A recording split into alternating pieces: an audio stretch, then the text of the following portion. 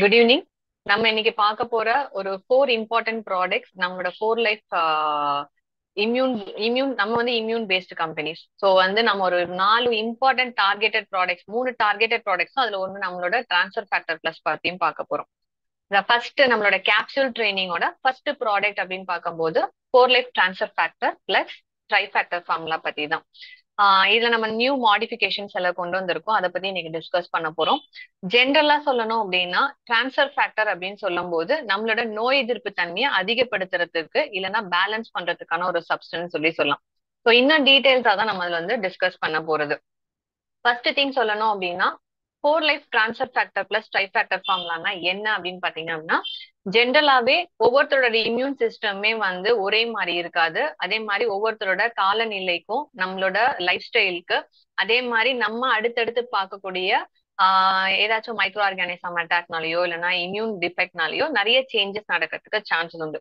அப்போ இம்யூன் சிஸ்டத்தை வந்து எந்த அளவுக்கு ஹெல்த்தியாவும் ஸ்ட்ராங்காவும் வச்சிருக்கோமோ அந்த அளவுக்கு நம்மளோட வாழ்நாட்கள் வந்து ஹெல்த்தியாவும் அதே சமயத்துல வந்து பாத்தீங்க அப்படின்னா அதாவது ஆரோக்கியம்ன்றது வேற. அந்த ஆரோக்கியமே வந்து பாத்தீங்க அப்படின்னா ஒரு ஜென்ரலா சொல்லணும் அப்படின்னா ஹெல்த்தின்றதுக்கு மீறி இன்னும் சொல்லணும் அப்படின்னா எந்த அளவுக்கு வந்து உங்க லைஃப வந்து இன்டெப்த் அண்ட் பவர்ஃபுல்லா கொண்டு போறோன்றதும் இருக்கு. சோ 60 வயசு வரைக்கும் இருக்குமா, 70 வயசு இருக்குமா, 80 வயசு இருக்குமா, அது இல்ல. பட் அந்த வரைக்கும் நோய் இல்லாத ஒரு வாழ்க்கைன்றது எல்லாருக்குமே ரொம்பவே முக்கியம். சோ அதை தான் நம்ம வந்து இன்னைக்கு டீட்டெயிலா டிஸ்கஸ் பண்ண போறது. So 4 life transfer factor plus tri factor ஃபார்முலால இருக்கக்கூடிய ட்ரை ஃபேக்டர் இல்லாம நம்மளோட ட்ரை ஃபேக்டர் ஃபார்முலாஸ் இல்லாம அடிஷனல் சில இன்கிரீடியன்ஸ் வந்து ஸ்பெசிஃபிக்காவே நம்மளோட இம்யூன் சிஸ்டத்தை பூஸ்ட் பண்றதுக்கான சப்ஸ்டன்ஸ் ஆட் பண்ணிருக்கு. அதை நம்ம இன்கிரீடியன்ஸ்னும் சொல்லலாம். இன்னொன்னு வந்து பாத்தீங்கன்னா தாவர வகை வேதியியல் பொருட்கள்னு நம்மளால சொல்ல முடியும். குறிப்பா சொல்லணும்னா இதுல ஆட் பண்ணிருக்க ஜிங்க்னு சொல்லக்கூடிய ஒரு தாதுப்பு. அது மட்டும் இல்லாம மெடிசினல் மஷ்ரூம்ஸ் சிலதை ஆட் பண்ணியிருக்கோம். அதுவும் இல்லாம வந்து பாத்தீங்க அப்படின்னா அந்த மெடிசினல் மஷ்ரூம்ஸ்லயே வந்து கார்டிசெப்ஸ்னு சொல்லக்கூடியது வந்து ஸ்பெசிபிக்காவே வந்து நம்மளோட நோய் எதிர்ப்பு திறனையும் நம்மளோட வாழ்நாட்களையும் அதிகப்படுத்துறதுக்கான தன்மை அதிகம்னே சொல்லிட்டு சொல்லலாம். ஓகே, நம்ம டிரான்ஸ்ஃபர் ஃபேக்டர் ட்ரை ஃபேக்டர் ஃபார்முலால என்ன பெனிஃபிட்ஸ் அப்படின்னு சொல்லும்போது பாத்தீங்கன்னா நம்மளோட இம்யூன் சிஸ்டத்தை வந்து பேலன்ஸ் பண்ணும். இம்யூன் ரொம்ப கம்மியா இருக்குன்னா அதை இன்க்ரீஸ் பண்ணி கொடுக்கும். யாருக்காவது ஓவர் ஆக்டிவ் இம்யூன் சிஸ்டமா இருக்கு, ஆட்டோ இம்யூன் ப்ராப்ளம் மாதிரி இருக்கு, நம்மளோட நோய் எதிர்ப்பு தன்மையை நம்மளோட ஓன் செல்ஸையே வந்து டேமேஜ் பண்றதுக்கான சான்சஸ் இருக்கு அப்படின்னா அதை பேலன்ஸ் பண்ணி கொடுக்கறதுக்கான சப்ஸ்டன்ஸும் இதுல இருக்கு. அப்போ நம்மளோட இம்யூன் சிஸ்டத்தை இன்னும் கொஞ்சம் சப்போர்ட் பண்ணி என்ஹான்ஸ் பண்றதுக்கான மெயின் மாலிகுல்ஸ் தான் இதுல ஆட் பண்ணியிருக்கிறது.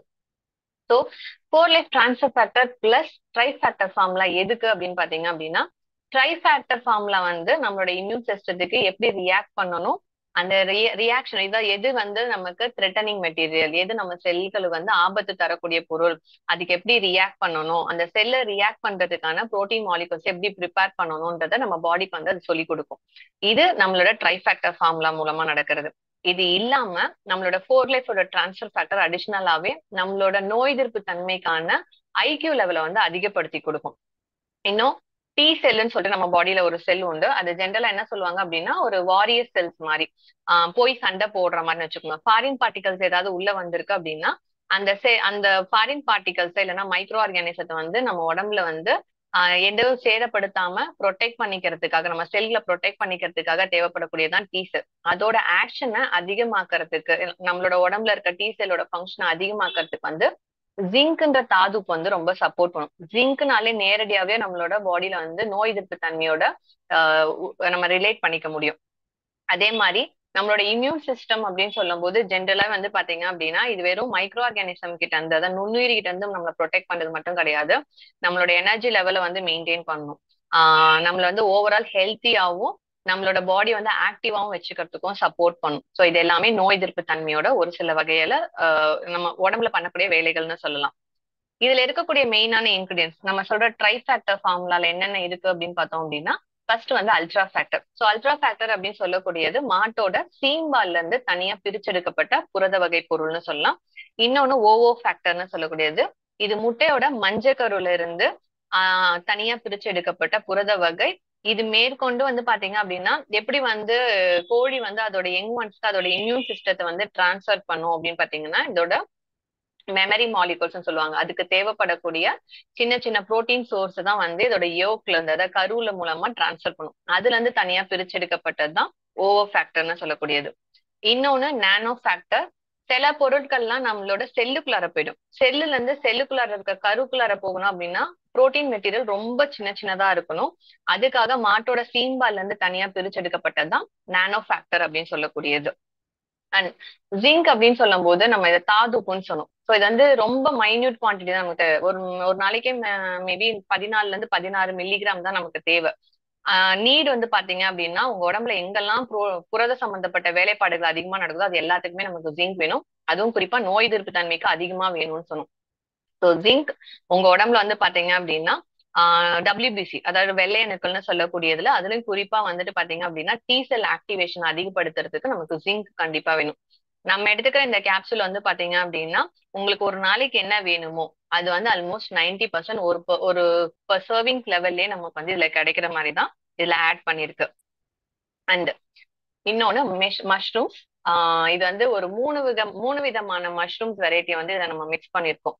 கார்டிசெப்ஸ் சினாசின் சொல்லக்கூடியது, இன்னொன்னு மயடெக் அண்ட் ஷியாடெக்னு சொல்லக்கூடிய இன்னும் 2 வகை மஷ்ரூம்ஸ். இதுல கார்டிசெப்ஸ் சினாசிஸ்ன்றது நம்ம ஏற்கனவே சொன்ன மாதிரி நம்மளோட வெள்ளையணுக்கள்ல டி செல்லுன்னு சொல்லக்கூடிய எங்கெல்லாம் நமக்கு வந்து தேவையில்லாத வேதிப்பொருள் உருவாகுதோ இல்லைன்னா ஃபாரின் பார்ட்டிகல்ஸ் உள்ள வருதோ நம்ம செல் சேதமடைறதுக்கு முன்னாடி அந்த செல்லை காப்பாத்துறதுக்காக சில ஆக்ஷன்ஸ் பண்ணக்கூடியது. ஸோ அது வந்து கார்டிசெப்ஸ் சினாசிஸ் மூலமா ஆக்டிவேட் அதிகமா டி செல்லை வந்து சப்போர்ட் பண்ணி பூஸ்ட் பண்ணும்.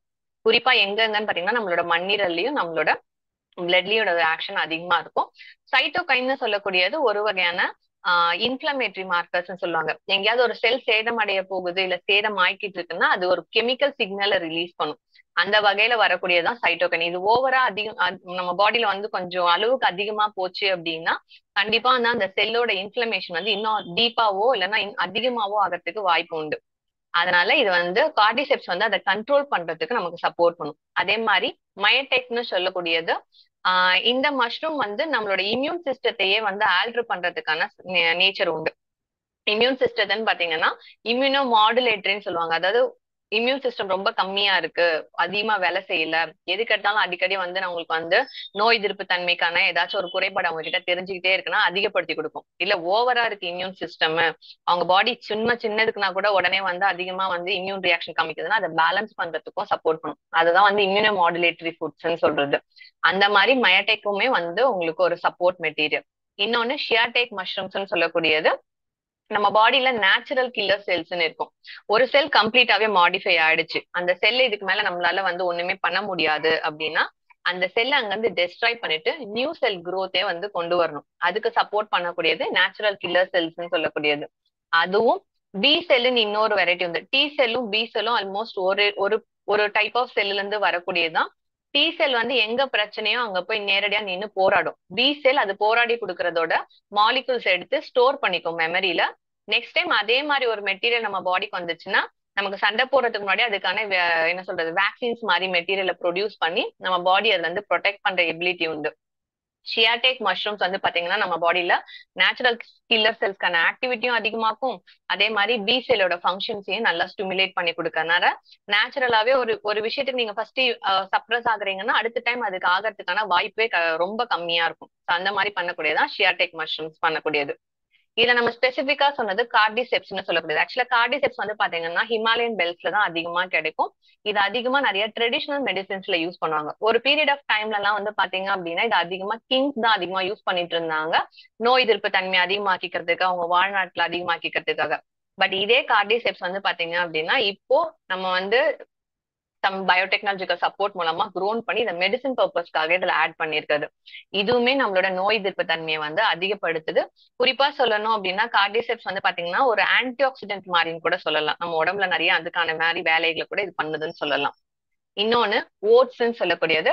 ஓட்ஸ் வந்து ஒரு வகையான தானிய பொருள் தான். ஆனா ஓட்ஸ்ல இருக்கக்கூடிய carbohydrate one of the variety வந்து பாலிசாக்கரைட்னு சொல்லக்கூடியது. இது நம்ம லார்ஜ் இன்டெஸ்டைன்ல இருக்கக்கூடிய குட் பாக்டீரியாஸை நல்லா ப்ரொமோட் பண்ணி அது மூலமா நமக்கு இம்யூன் சப்போர்ட்ஸ் அதிகமா போகணும். ஸோ அந்த வகையில இது வந்து இம்யூனோ மாடுலேட்டரி சப்ஸ்டன்ஸா நம்ம இதை சொல்ல முடியும். அண்ட் பேக்கர்ஸ் ஈஸ்ட் அப்படின்னு சொல்லக்கூடிய இது ஒரு மைக்ரோ ஆர்கானிசம் மாதிரி தான், நுண்ணுயிரி வகை தான். பட் இதுவுமே நம்மளோட இம்யூன் சிஸ்டத்தை வந்து ஸ்ட்ராங் பண்றதுக்கும் சப்போர்ட் பண்றதுக்கும் நிறைய ஹெல்ப் பண்ணும். ஈஸ்ட் நமக்கு தேவையான சில மைக்ரோ நியூட்ரியன்ஸையுமே நமக்கு வந்து நம்மளோட பெருங்குடல்ல இருந்து ப்ரொடியூஸ் பண்ணி கொடுக்கறதுக்கான சான்சஸ் அதிகமா உண்டு. இன்னொன்னு ஆலோவேரான்னு சொல்லக்கூடியது. ஆலோவேரா ஜென்ரலாவே வந்து இட் இஸ் ஒரு விட்டமின் இன்னு சொல்லக்கூடிய இது வந்து ரொம்ப அதிகமான கண்டென்ட். இது நிறையவே ஆன்டி ஆக்சிடென்ட் ரோல் பண்ணுவாங்க. பட் அது இல்லாம இதுல நிறைய அதர் வேதியியல் தாவர வகை வேதியியல் பொருள் உண்டு. இன்னொன்னு நம்ம பாடியில வந்து பாத்தீங்கன்னா எங்கேயாவது ஒரு இடத்துல ஒரு செல் ஏதாவது ஒரு வகையில சேதம் அடையறதுக்கோ அது ஏதாச்சும் ஒரு வேதியியல் பொருளா இருக்கலாம், இல்ல மைக்ரோ ஆர்கானிசமா இருக்கலாம், இல்ல நம்ம எடுத்துக்கிட்ட ஃபுட்ல ஃபாரின் பார்ட்டிகல்ஸ்னால வந்திருக்கிறதுக்கு சான்சஸ் உண்டு. அந்த மாதிரி இருந்துச்சு அப்படின்னா அதை கிளியர் பண்றதுக்காக நம்மளோட ரத்தத்துல இருக்கக்கூடிய வெள்ளை அணுக்கள் ஒரு சிலது டிராவல் பண்ணி நம்மளோட செல்களுக்கு போய் அது வந்து அங்க மேக்ரோஃபேஜா ஆக்ட் பண்ணும். அப்படின்னா என்னன்னா தேவையான அதெல்லாம் எவ்வளவு தூரத்துக்கு கிளியர் பண்ண முடியுமோ அது எல்லாத்தையுமே எடுத்து முழுங்கி அது எல்லாத்தையுமே அந்த சேதம் அடையறதுக்கான சான்ஸ் வந்து ரொம்ப கம்மி பண்ணும்.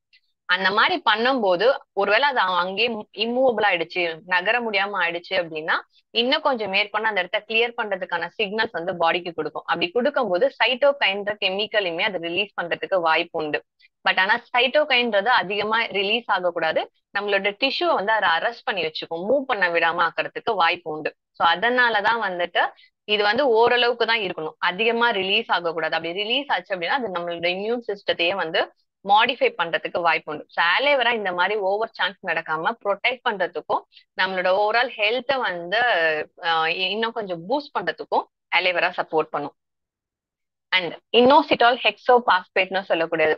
இன்னோசிட்டால் பத்தி இப்பெல்லாம் பாத்தீங்கன்னா நிறைய ஸ்டடீஸ் வந்து வர ஆரம்பிச்சிருச்சு. மயோ இன்னோசிட்டால் பத்தியும் சரி, இந்த ஸ்பெசிபிக் இன்னோசிட்டால் ஹெக்ஸோபாஸ்பேட் பத்தியுமே இது வந்து டிரான்ஸ்ஃபர் ஃபேக்டர் நம்மளோட நோய் எதிர்ப்பு தன்மைக்கும் நம்ம ஓவராலா பத்தி பேசுறோம். ஆனா இன்னும் நீங்க குறிப்பா போயிட்டு பாத்தீங்க அப்படின்னா டயபெட்டஸா இருக்கட்டும், இல்லைன்னா வேற ஏதாவது ஒரு ஹெல்த் கண்டிஷன்ஸா இருக்கட்டும், எல்லாத்துலயுமே வந்து இன்னோசிட்டாலுக்கு வந்து இப்ப மேஜர் ரோல் இருக்குன்ற மாதிரி. அதுவும் ஆர்கேனை பொறுத்த வரைக்கும் இன்னோசிட்டால் வந்து ஆர்கன் ஃபங்க்ஷன்ஸ் வந்து நல்லா பூஸ்ட் பண்ணுதுன்ற மாதிரி.